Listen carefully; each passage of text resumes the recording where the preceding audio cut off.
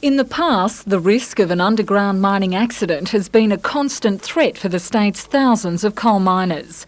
Despite the introduction of new safety practices over the years, reducing the risk of emergencies, the Mines Rescue Station based near Newcastle has been on call since 1926. As well as protecting the region's coal mines from fire outbreaks, gas explosions and floodings, it's also provided a training base for colliery workers. For these West Walls End miners, theory classes are only part of their course. This special longwall mine has been designed to simulate potential safety hazards for workers at the coalface. A possible fire hazard kilometres underground can result in a disaster.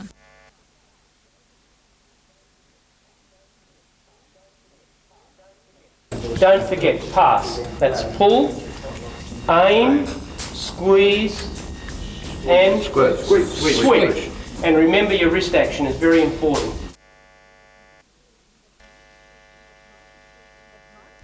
As market forces have created a major rationalisation of the industry, the rescue service has had to look to other areas to attract revenue. The operation is now marketing its facilities to the wider community. We're turning that surplus capacity to the advantage of the community, and we are providing fee-for-service training to all sorts of organisations, from the pilots in Newcastle Port to the personnel at the Aberdeen Meatworks. Superintendent John Shoebridge says the service is expanding across the state and overseas, providing Australia's largest facility in industrial emergency training. We're now expanding to provide training for the whole of New South Wales. We have an agency in Queensland, and we are getting a certain amount of work in Queensland, and we're also looking for work in interstate. We've done work overseas, we've done work in Indonesia, we've provided assistance to the mining industry in New Zealand. Melinda Smith, NBN News.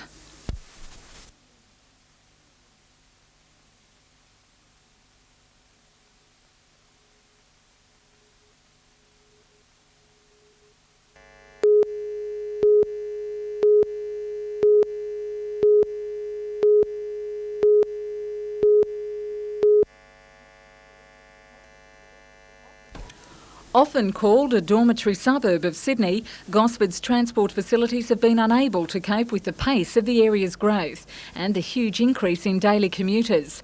Stage 1 of the multi-million-dollar scheme involved the purchase of additional land and bus bays at Gosford Station. Today's official turning of the sod gave the green light to complete the second stage. Bourke Street will be divided to increase traffic capacity, with traffic lights installed to allow easy access. The adjoining 4-level car park on Showground Road will provide spaces for 700 vehicles with covered walkways to the station. 100 trains carrying an estimated 13,000 commuters pass through Gosford Station on a daily basis, linking the Central Coast to Sydney and the North Coast regions. It's one of the most important stations in the network. We're spending more on this railway station than any other in the rail network since we've been in government. Work on the project is expected to be completed late this year. Melinda Smith, NBN News.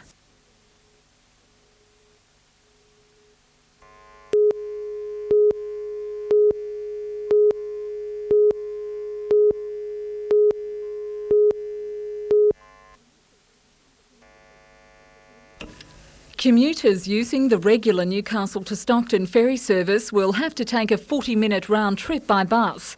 State Transit says the Monday to Saturday timetable will operate every half hour until 7 p.m. From 7, the service will run hourly until midnight from Newcastle and 11:30 p.m. from Stockton. Buses will pick up and set down passengers at the ferry terminals. Structural work on Stockton Wharf is expected to be completed at the end of the month. Meanwhile, the Old Basin coal loader site has been cleared as part of the Port Authority's redevelopment of Newcastle Harbour. Toll Transport will soon occupy the site. Material from the area will be used to fill behind Eastern Basin 2 berth once approval has been given by the Environmental Protection Authority. Also to go, the familiar sight of the two dockyard cranes representing a bygone era in the harbour's history.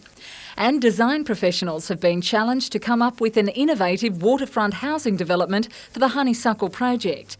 There's a prize of $30,000 and a commission for further planning and design work in the National Design Ideas competition. Submissions for a medium-density housing concept for the Carrington and Hannell Street areas will be viewed. The closing date for ideas is April the 5th. Melinda Smith, NBN News.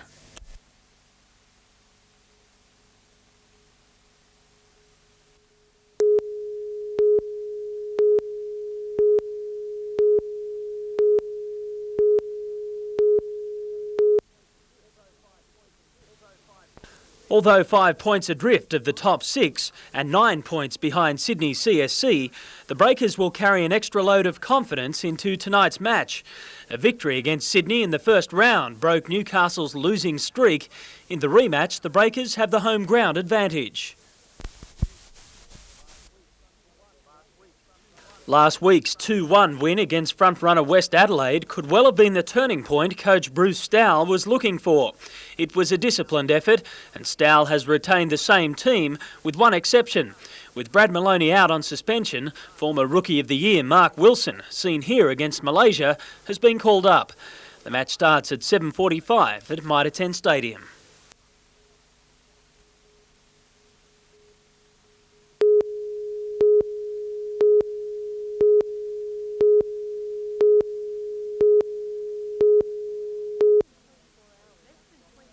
Less than 24 hours after Operation Safe Return began, there's been a spate of road accidents, the most horrific on the Pacific Highway near Nabiac, leaving 5 dead.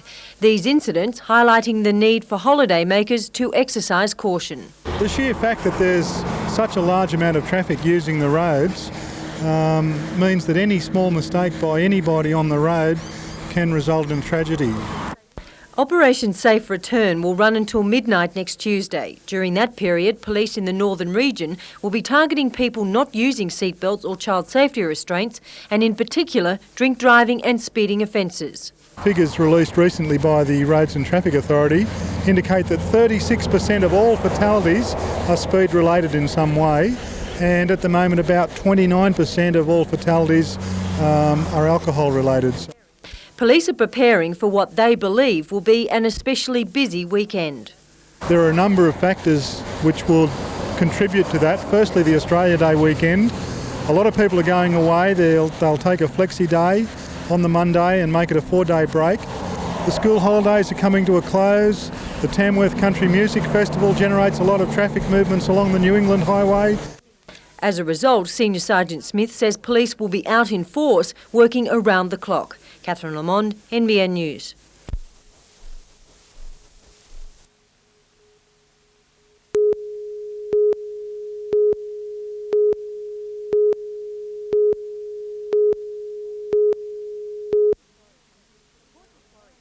A Port Macquarie company took more than 9 months to build the dredge. Measuring 25 metres long and weighing 46 tonnes, it needed 3 semi-trailers to move it to the entrance. Once assembled, it was loaded into the water by 3 cranes.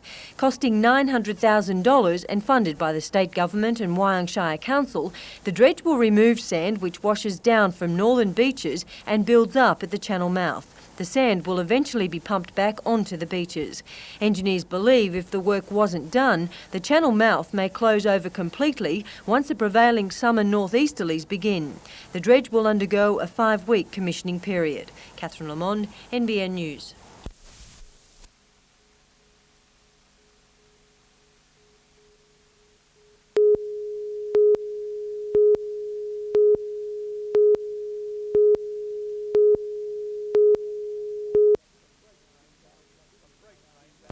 A freight train bound for Sydney derailed late yesterday afternoon at Martins Creek near Maitland. Crews had to work through the night to restore more than a kilometre of torn-up track on the North Coast line. 6 long-distance trains were disrupted, including 4 XPT services that run between Brisbane and Sydney.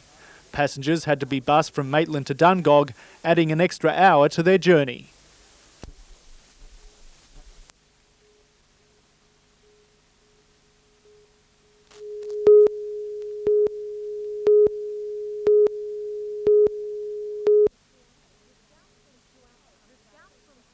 The scouts from throughout the Hunter Valley and Central Coast were settling down for the night when the electrical storm hit.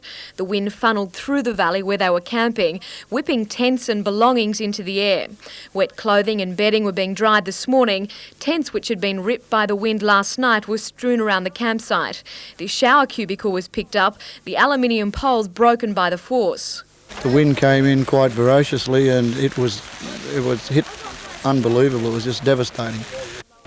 The scouts had lowered most of the tents before the wind raced underneath and carried them away. 13-year-old Wayne Gordon of Narara on the Central Coast was holding his tent when he was flicked like a rag doll by the wind gust. I got my leg caught on a rope when the wind picked me up with a tarp and then brought me down on the pole or something. It was Wayne's birthday yesterday. He spent the night in Maitland Hospital with suspected spinal injuries. He was released today after a checkup. 13 people were injured at the camp. Most were only of a minor nature and were treated at the camp hospital. Of most concern to leaders, however, were the scouts on a night hike. More than 100 were around a kilometre from camp when the storm struck. We had a team that went out and picked up the people that were out there, and rather than bring them back to a devastated camp, they were diverted to Lovestock Community Hall and Church Hall. The scouts were bedded down for the night, the community of Lostock and SES workers providing food and blankets for the group. This morning they returned to camp. Their belongings were soaked by the storm and many of their tents destroyed. The rain has been falling for most of the day, but despite that, the camp is continuing. Some have chosen to go home, but those that are staying are in fine spirits.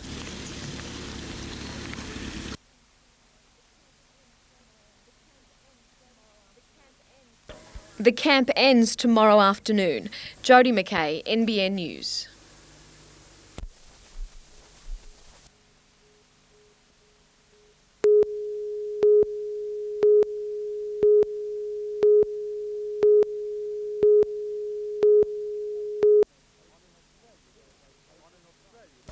On an Australia Day vacation, the sea is the focus of fun for thousands. But for Dr. John Bach, how our ancestors lived, worked and died according to time and tide has been a passion. Dr. Bach is a maritime historian. The Lake Macquarie resident has written some definitive books on the connections between Australia and the sea that surrounds it. Now he's been recognised for his work with the Medal of the Order of Australia. Very pleased indeed to have some sort of public recognition of work that I've been doing for a long time. I suppose it's my real academic interest, and it's nice to have this sort of thing happening right now, in fact. Also honoured, George McFarlane, a founding member of the Tocal Agricultural College, helping build it from a humble school of 15 students to a cornerstone of rural education. Not that Mr McFarlane expected an Order of Australia for his efforts. Tocal was such an exciting place that really it was reward enough to be there for 16 years and 14 years as principal of the college. Other Hunter residents awarded an OAM are artist Monty Wedd, community worker Frida Bailey, Newcastle Showground Trust Chairman Jim McGecky and softball representative Christine Ruffley. 5 others were recognised in the honours list. In the military division, an Order of Australia has been awarded to Air Commander David Bowden. Warrant officers Alan Ward and Peter Mills have earned a Conspicuous Service Medal, and to Squadron Leader Patrick Barfield a Conspicuous Service Cross. The General Manager of Singleton Council, John Flannery, has been awarded the Public Service Medal for helping turn the town into one of the growth centres in New South Wales. Scott Bevan, NBN News.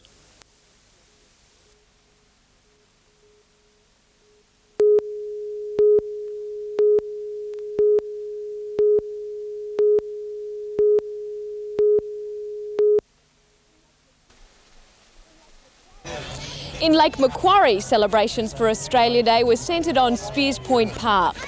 The day began early with hundreds gathering in the park for a family fun fair. Rides and attractions kept the youngsters and those a little older amused. Others enjoyed a concert of Aboriginal dance and song performed by Kuri Wadjala.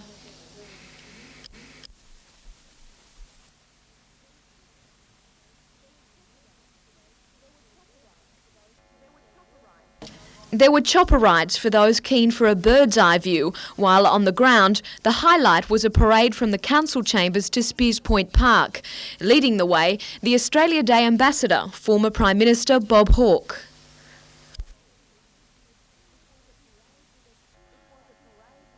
It was a parade with a truly Aussie flavour.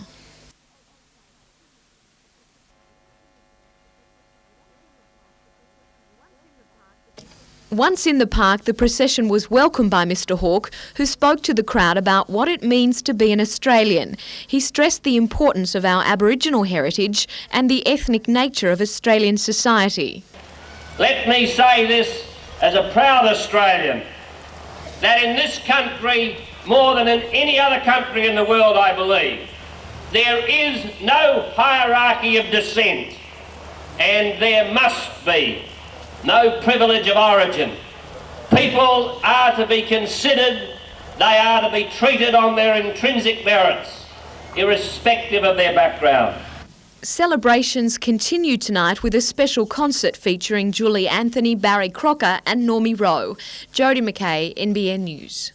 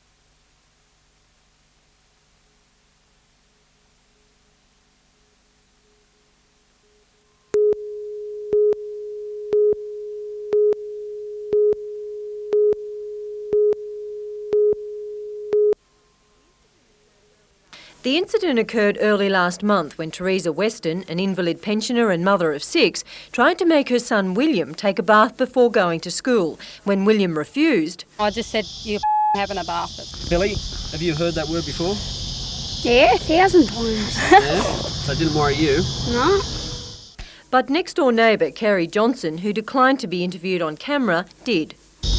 In front of children, in front of adults, it's up to the adults to make up their own mind, but in front of children, I think it's wrong.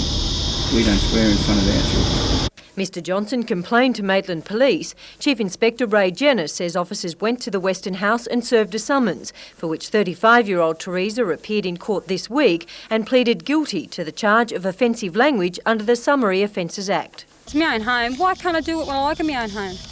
You know, why can't the neighbours just butt out of it? If they swear in their own home, it's their business. Nothing to do with me. Swearing in your own home becomes an offence when the expletives being used can be heard in a public place, say by someone walking along the street who takes offence to what they've heard.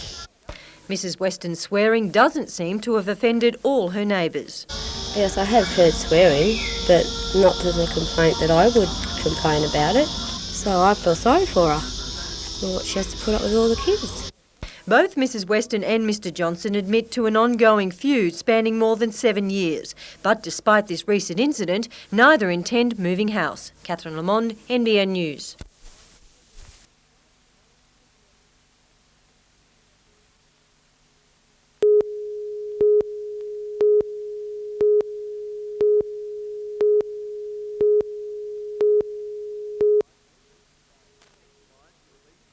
Six mines are releasing about 12 million litres of the wastewater per day into the Hunter River in the month-long program. The project got the go-ahead last month. Farmers, miners and water experts working out a way to safely dispose the wastewater without worsening already dangerous salt levels in the Hunter River. The mine water is extremely saline as it's used to wash coal, which itself contains salt. In normal times, mines release small amounts of wastewater at regular intervals, but with the drought last year, the river was not flowing, so the mines couldn't discharge. They had to store the water, but their storage dams soon filled. The plan is to release about 1 billion litres, diluted with releases of fresh water from the Glenbourne Dam upstream. Meanwhile, the Department of Water Resources is running a strict monitoring program. If the water is found to be over safe salt levels, the discharges will stop. Good rains on the weekend mean the river is flowing well, so salt levels are expected to be well below the limit. Peter Ryan, NBN News.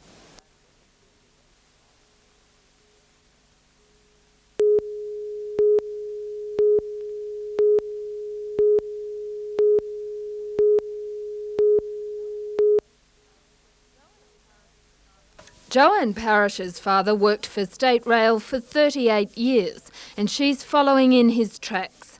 8 years ago, Joanne started as a junior station assistant. Today, she became the first female station master in the Hunter. Yes, since I was a little girl when I used to go to work with my father when he was a station master. I've always wanted to work on the stations. I enjoy it. While Joanne acknowledges this is a male-dominated field, she believes the signal is green for more women to secure top jobs with State Rail. It is very male-dominated, but things could change because I'm the first. Other girls might get a bit more influence and say, yeah, sure, she's done it, so I'm going to go and do it too. Joanne is working towards a job in senior management. Jane Anderson, NBN News.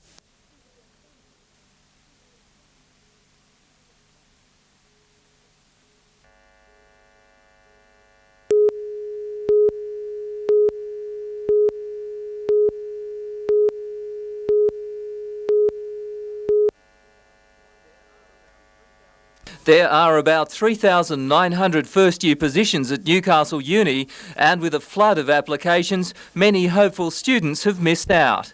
Well, it's probably 1,500 to 2,000 in that range may not gain a place who would otherwise could be considered. There's much interest in all subjects, with entrance marks needed increasing dramatically. Science rose from 55.3 tertiary entrance mark last year to 63.6. Arts from 59 to 67. Chemical engineering 64 to 72. Deputy Academic Registrar Frank Hawkins says every university is being put under pressure. There aren't enough places for would-be students.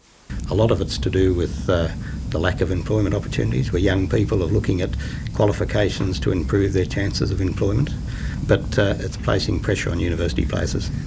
Students accepted into courses should have received official notification in the mail. They have until next Friday to formally accept the offer. Peter Ryan, NBN News.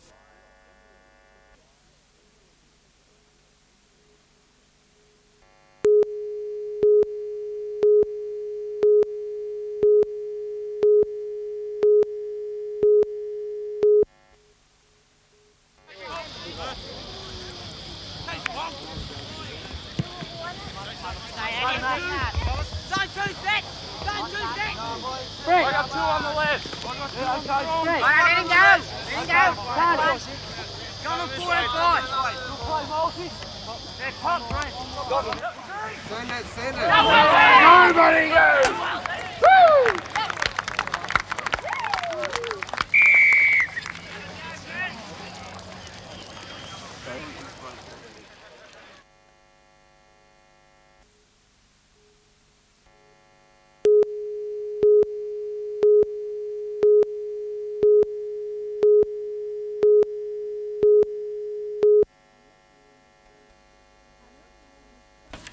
An early morning start for the crew on board the South Stane, firing up the majestic vessel in preparation for the final day of regatta festivities. On the foreshore, thousands of spectators created a sea of colour. Out on the water, cruises on the historic vessels like the Bounty and the William IV were popular. On land, the sights may have been on a smaller scale, but there was plenty to keep the crowds entertained. Action in the air with rescue displays, and for those unable to keep their feet on the ground.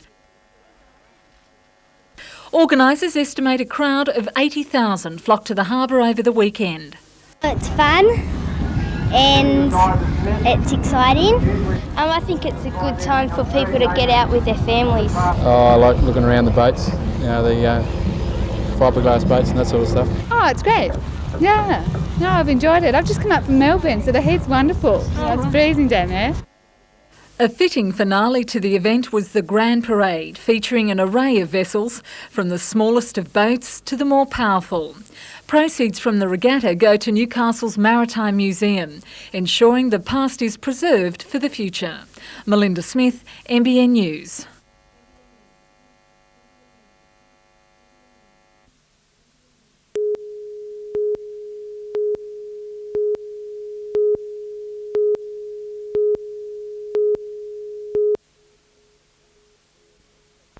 The renewed speculation about a better venue for the Country Music Awards comes only days after the event was held at this year's festival. The current showground indoor arena is regarded as too small for the future of the awards night. Deputy Mayor John Hanna has supported a push for a new, bigger complex. A 5,000-seat venue has been suggested at a cost of more than $4 million. The price is the main obstacle to the venture, with a community-based fundraising campaign a possible solution.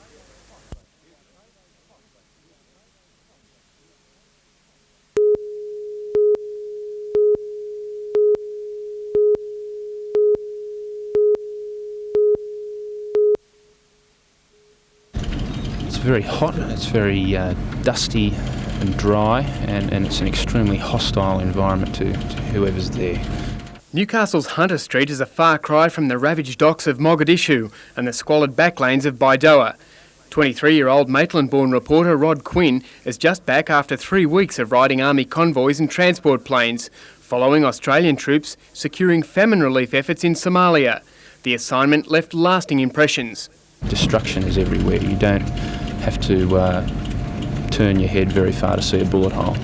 Press photos sent via satellite are a tangible link with those Hunter people Rod found serving in Somalia. You had people coming up to you and saying, well, look, I'm from Newcastle, or my mother-in-law's from Newcastle, my wife's family comes from Newcastle. Patrols, though, are deadly serious and a routine requirement for the Australian contingent. They had been shot at the night before, so this particular group of guys I was with was very tense. And it's a spooky feeling as you walk through the streets and the people are making noise, but they stop as you walk past. And things go silent and they're just dark faces walking past you and everybody's on edge. For the next few months, Australian troops on guard against raids by bandits will attempt to ensure that food relief gets to those most in need.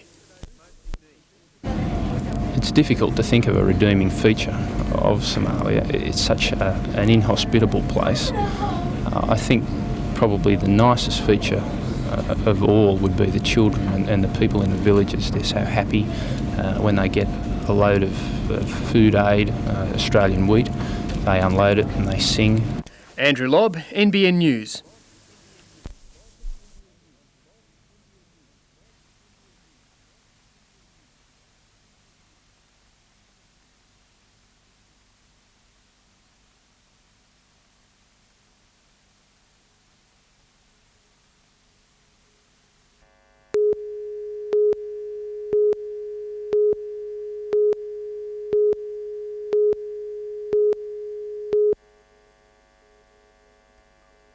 In 1797, Naval Lieutenant John Shortland was sent by his commander, Governor Hunter, to observe Newcastle and the Hunter region.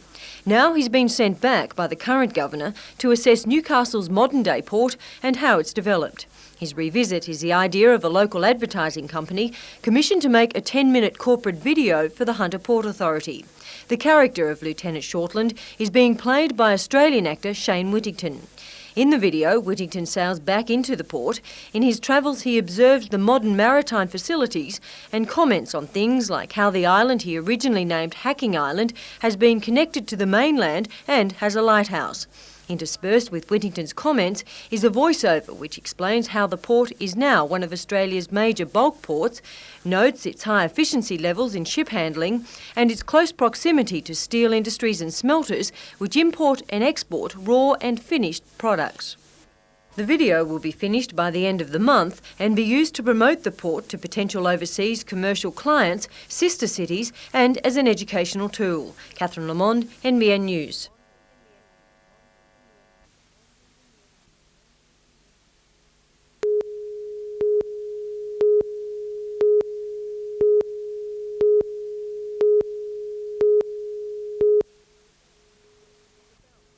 With the bounce of the ball finally going their way, Newcastle opened the scoring in the 10th minute through Jason Pollack.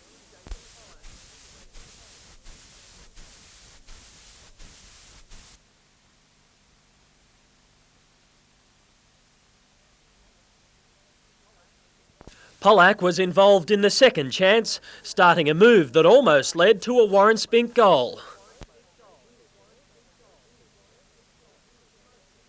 For most of the first half, the Breakers dominated play and had another chance when Spink was brought down just outside the box. But a fine strike by Darren Stewart met its match in the Marconi keeper. It took more than 30 minutes for the visitors to score, George Olewski scrambling for the equaliser. In the second half, Marconi clicked, Andrew Harper breaking the deadlock. Kimon Teliadoris' goal in the 64th minute wrapped up the game for Marconi, who now lead the table on 43 points.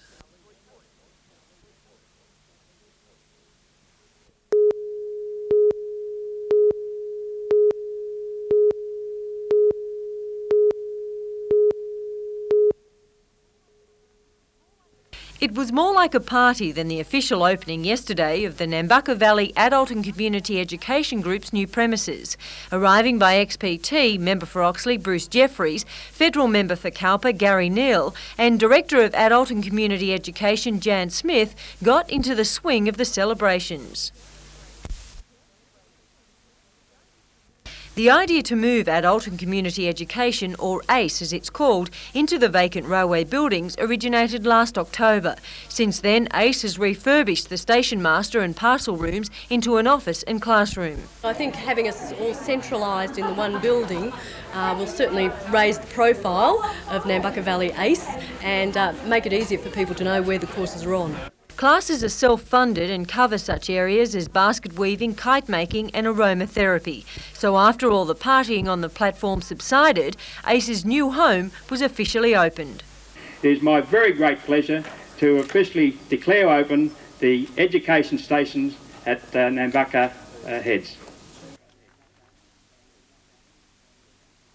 Already 80 people have enrolled for 1993. Classes begin on February 23rd.